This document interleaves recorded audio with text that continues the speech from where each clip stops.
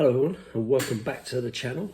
Another day and another transfer rumour. This time it's all about Eberechi Eze. Well, it seems that this is kind of gathering legs, hasn't it? Because we've not only seen Fabrizio Romano talking about it, but several other sources all kind of talking about it. Your Ornsteins and Ben Jacobs and the like. And it appears that this, whilst it is a opportunity on its own, it is not instead of Savinho, but as well as two separate deals being done with two separate clubs. And it's also been said that Eze is actually keen on the move because he wants to play Champions League football. I guess a little bit of help from the fact that Palace are now not in the Europa League kind of does give us a little bit of hope that he wants to kind of progress his career. Obviously, has been said a lot of times, Arsenal fan, wants to play for Arsenal and so on, but apparently they are monitoring the situation but looking at outgoings rather than incomings at the moment. They have done a little bit of business already, so I'm not sure that they're really as desperate for Eze as maybe we are. But yeah, interesting times ahead. Everyone's getting really excited about it. Really good player, the sort of player that we should be signing. It's one that we've been monitoring for so long. It just seems crazy, right, that we've kind of been monitoring him and looking for him since his days at QPR, and yet here we are still dithering about it. And it was one we were kind of looking at last season, and it never came off, and so now we're back in again. Now, for me, what I don't understand is why we've not been all over this from the beginning. If you're looking at the Morgan Gibbs-White scenario, and that wasn't going to come off, surely you should have already been having these conversations. It just seems mad to me. And maybe we will find out, in the future, some way, later on, of, in an autobiography or something like that, exactly what's going on there. Because I think there's probably far more to it than we know.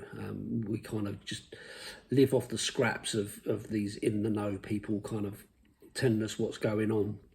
And we don't really know. We don't really have a clue what the answer is.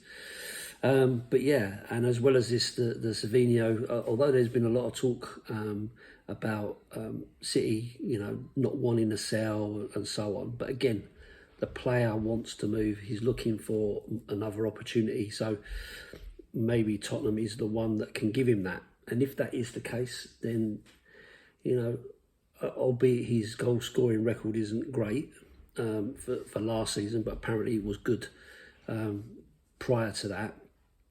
Maybe it can be seen as a successful window.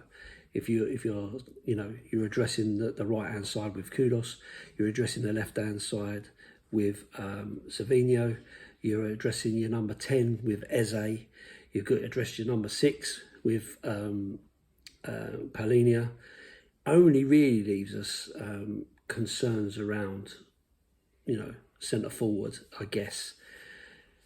So, and I don't think we're going to get it all in one go. I mean, you have brought in another centre back in Kai.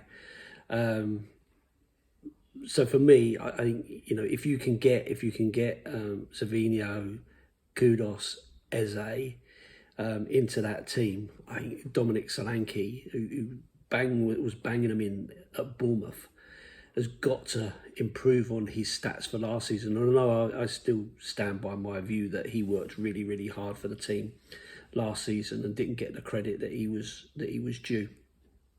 I don't think he played as an out-and-out striker, and that probably impacts his numbers. But watching him live, I thought he had a decent season, worked really hard for the team, and did a fair few assists. We've got a fair few goals. Johnson got a fair few goals based on the fact that, of the work rate of Dominic Solanke. So if you've got the creativity of Eze and the dribbling and directness of Savinho and Kudus, that's got to give you faith that someone like Solanke can put the ball in the back of the net. The big concern for me is obviously the backup to that. Richarlison's still at the club. I personally don't expect him to be there at the end of the window. I really don't. I think he needs to be going somewhere else where he can play regular football. If he wants to get into that Brazil squad for the World Cup, then he really needs to be playing week in, week out, and banging them in week out. Just don't see him doing it at Tottenham, even with service. I just don't see it coming. I mean, he had a couple of really good opportunities against Bayern Munich and didn't get anywhere near it. So yeah, I can see him going. Who's the backup then? I guess we still have Dane Scarlett at the club. I haven't seen any news about him kind of moving on. So that's interesting. Whether he maybe gets promoted as a backup. I don't know. I haven't heard an awful lot about him. I don't know if he's even injured or whatever at this moment in time. So I'm not really sure. But with Savinho and Eze coming in, could we really go for a striker as well? Would they really push it out that much? We need it. We know we need it. But I guess if some money comes in for some of the other players, you move a few on, then there is that opportunity. But I'm not sure it's going to be, a finished article type striker coming in. If I'm being honest, I think it's going to be a potential or something along those lines. I can't see it really being anything out of this world. I might be wrong. Maybe this is the time that they do really pull the bolt out, but it just doesn't feel like that, does it? It feels like we've been chugging through this window, with our eyes half shut, with the Gibbs White thing. That was just so frustrating. 2 weeks wasted waiting for what's going on there. Although I have heard, again, I've seen some rumours and some comments about that the Morgan Gibbs White scenario isn't actually dead, that there could be an opportunity, but I can't see that if Eze's coming in. I mean, a club like Man City or a club like Liverpool would buy them both. Like, they would just buy them both and give them that option. Tottenham ain't going to work that way for sure, but that would be an interesting scenario to have, wouldn't it? If you got both of those players. So yeah, so interesting. Another day, another set of rumours. I'll only believe it when they're actually holding up the shirt and have signed on the dotted line, because if the Morgan Gibbs White scenario has taught me anything, it's that anything can happen in these situations.